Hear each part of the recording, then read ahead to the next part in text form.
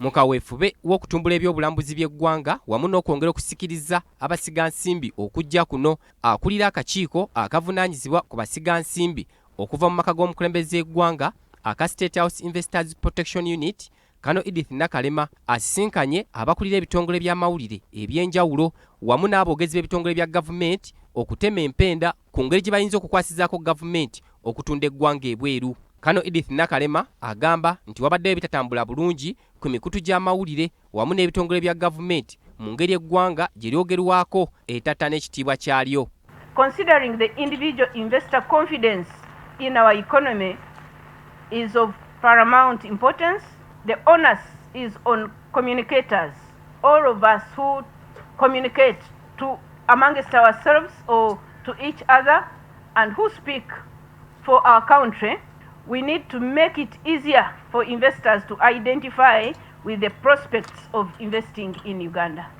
Professor Pamela Mbabazi, ssentebe wa National Planning Authority, agamba nti wadde nga bagezezzaako okuteekerateekera eggwanga, abakulira ebyempuliziganya mu bitongole bya gavumenti bakyabulamu okweteekateeka obulungi mu mpeereza yaabwe ey'emirimu. We want to develop. We want to achieve double-digit growth.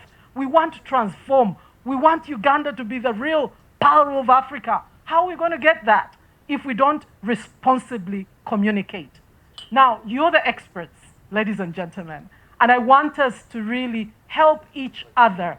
Akulira ekitongole ekiwandiisa kampuni mu ggwanga ki Uganda Registration Services Bureau, Masika Inobwisho, agamba nti bazze bafuna okusoomoozebwa mu kuwandiisa bizinesi z'abasigansimbi olw'engeri bannansi gye boogereramu ensi yaabwe embi.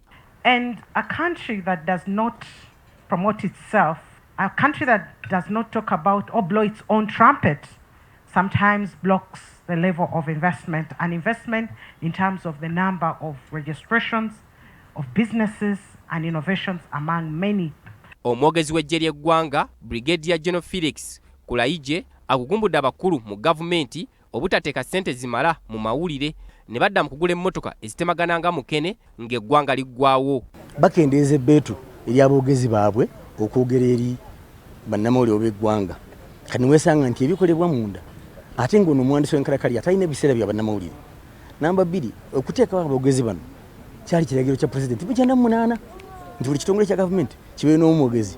Eggwanga litegeere ki kye mukola mwenge ekitongole kya gavumenti kubanga ssente zikozesa zammwe.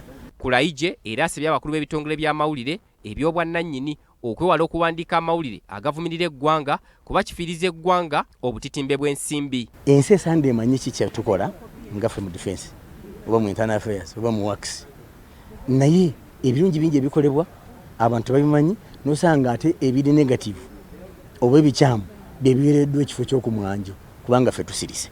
Private sector development partners, all of us have a role to play in the positivity or narrative we take out about government.